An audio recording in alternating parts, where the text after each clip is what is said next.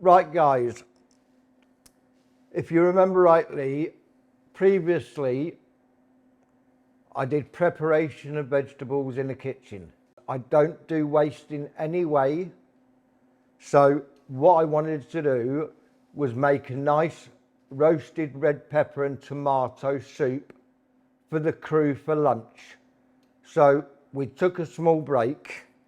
What I did was those red peppers that I prepared earlier with some onions that I chopped yesterday. I just put half a teaspoon of oil and mix that in with half a teaspoon of pepper and a teaspoon of mixed herbs. Rubbed it together, put it on a tray, put it in the oven for 20 minutes while I was making a coffee and roasted those peppers. And hopefully you can see they slightly caught on the outside edge, but that's not a problem. We know then that it's released all the sweetness within those peppers to add flavour to our soup. I don't know about other people at home, but the one thing I learned over a period of a couple of years is I got quite frustrated with a standard saucepan and chasing it around the hob. So I use a wide base, heavy saute pan. And I do that because it doesn't chase around quite so much. And if you've only got the one hand and you can't hold the handle with the affected arm, this is an easy way of overcoming that. So I'm going to make my soup. I'd like to invite Alex from the Stroke Association, who's here with us today and part of the team. Now, I've got 3/4 of a tablespoon of oil. Now, you can use olive oil, you can use sunflower oil. Just olive oil is a bit more expensive. It's something I like to cook with. So I'm going to add that to my pan, and I want that oil to get up to a nice temperature. Now, this is an induction hob. At home, I've got a gas hob. So I just want that to warm through. And the reason I explain this is get some heat in your oil, because if you add things like onions to cold oil, the onions will tend to absorb that cold oil and you'll get quite a nasty taste. But I want it warm enough so straight away they start to fry and you can hear the sizzle. So I'm just softening up my onions, and to that our pre-prepared vegetables of celery and carrot. I'm going to add those because I want them to start softening up. And how long would you have that in the pan for? This, I'm just looking at a couple of minutes. Okay. To get that softening before I add my tin of tomatoes.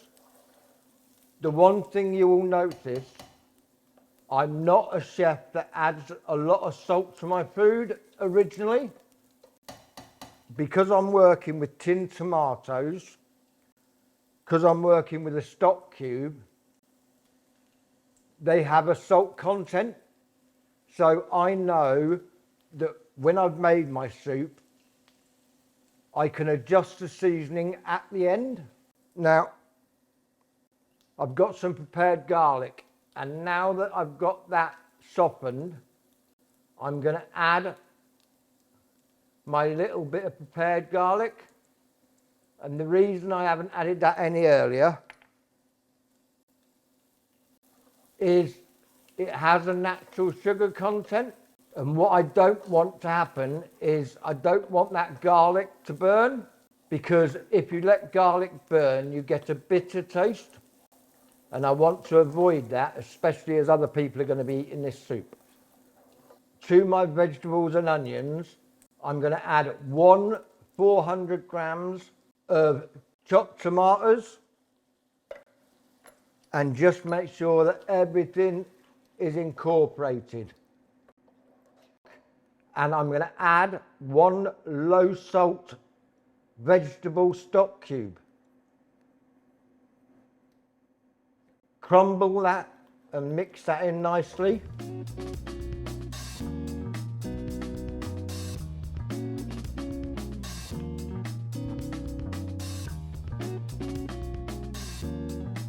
I'm going to add 400 mils of boiled water, or as we used to call it in Aldershot stock. And I just want this to simmer, and to this, my previously roasted onions and peppers are going to go in, because you can't have a roasted red pepper and soup without the red peppers.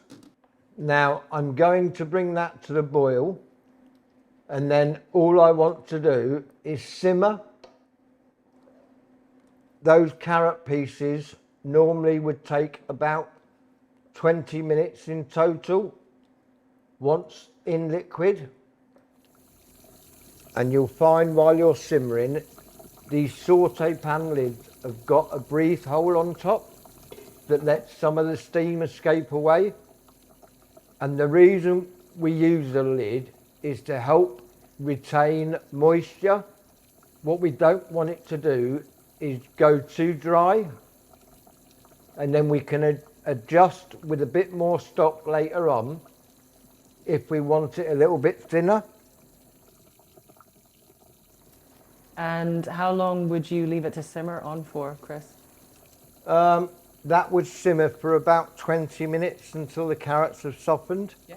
I know, as the carrot is the densest ingredient within this dish, that when that has cooked and softened, the rest of my ingredients will already be at the same stage, and it will be ready for blitzing down to turn into a soup. Oh, it smells amazing. Doesn't it? It does. From a safety aspect, when you come back to your soup, please never lift that lid towards you, always away. So you'll see the steam escape as I lift, and I've done that away from my body because I don't want a facial.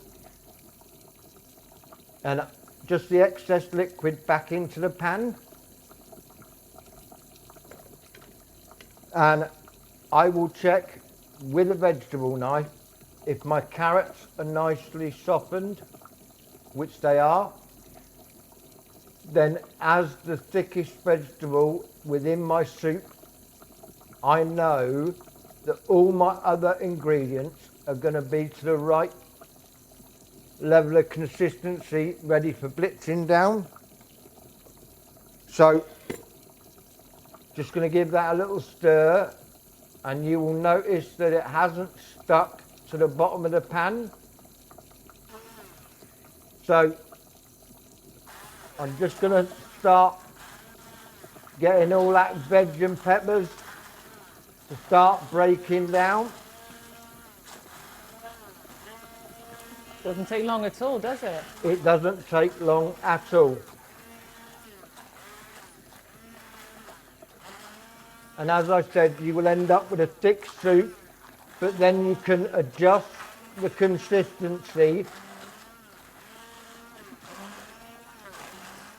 I'm just going to add about another 200 mils of water to Is that finish. hot water? That's just kettle water that I'm going to use just to bring that consistency down to what we would call a standard soup thickness. And I've got some chopped parsley here that I prepared, and I'm just going to add that in. And I am Mr. Parsley, because I'm not a coriander fan, I'm afraid. And I am a big fan of adding extra colour to my food because I've said it many times before, people eat with their eyes first before they taste it. So if they're looking at a product that you produced, they like to look at it and think, oh, that looks nice. And automatically in the brain, it looks nice, it's going to taste good.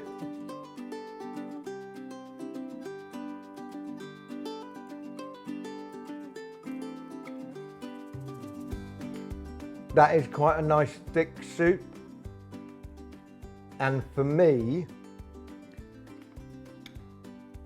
the seasoning seems about right. I certainly don't want any more salt level. Would you like to have a taste? Absolutely. Alex, just from the side? Please.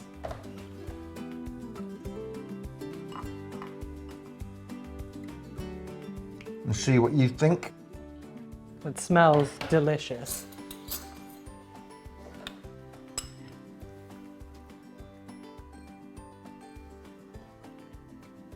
That's delicious. Not too thick? No, no, that's perfect. And the parsley adds a really nice, like, fragrance to it as well. Yes. And another kind of texture. It's lovely. What I love about a roasted red pepper soup is you get that sweetness from those red peppers.